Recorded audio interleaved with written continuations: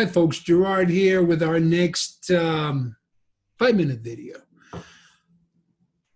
This morning I heard an epidemiologist referring to the current pandemic as a ball game in which he said, we find ourselves in the first inning. What will the second inning bring? Who knows?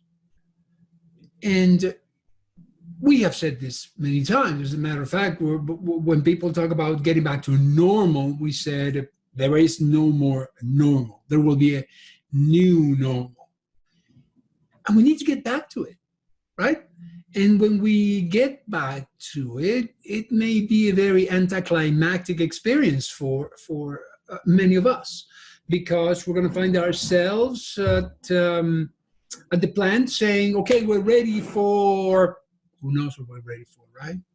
And who knows what's going to happen? Is that demand going to be up, down, sideways? Who knows? Still, we have to, right? And many of the current production lines out there, the current state of them, will not be able to respond to the changes that the new normal will demand of us. We must be able to move with the market. And in the new normal, that will be even more important. For that, what you need to do is to redesign your line so it can vary mix and volume.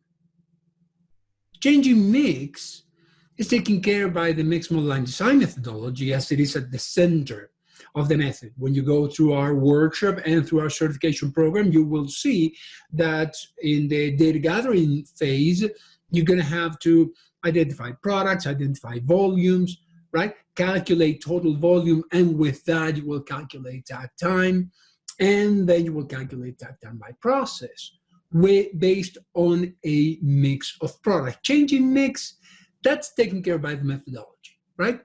Changing volumes, on the other hand, is a feature of a mixed model line, but you have to execute it. And to execute it, you must learn, implement, and sustain flexing.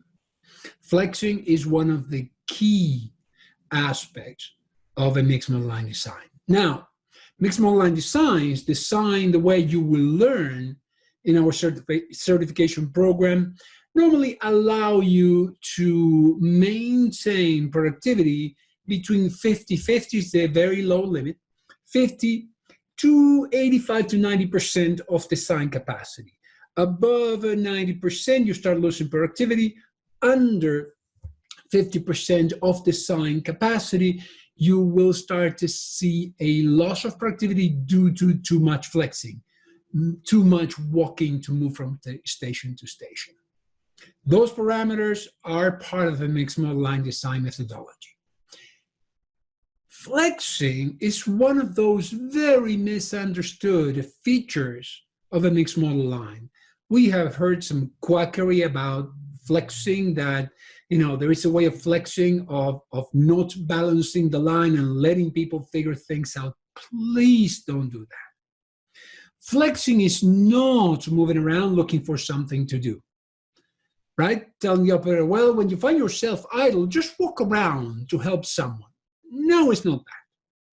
Flexing is not, well, I'm going to help my buddies. We already flex because we help our buddies. That is not flexing. What flexing is, however, is a method to vary volume by varying the number of operators that work on the line from day to day to respond to customer demand. Now, for that, the operators must respond to demand signals. Have nothing to do with customer demand. It's internal process demand. Operators must respond to those demand signals in the form of empty or full workstations, empty or full in-process Kanbans, and decide when to stay, move downstream, or move upstream. In that way, they vary the line's volume.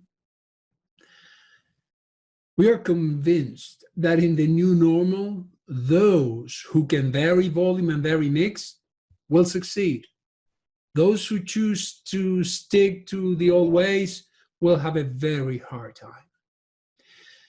To become a line designer, click on the button right there or there.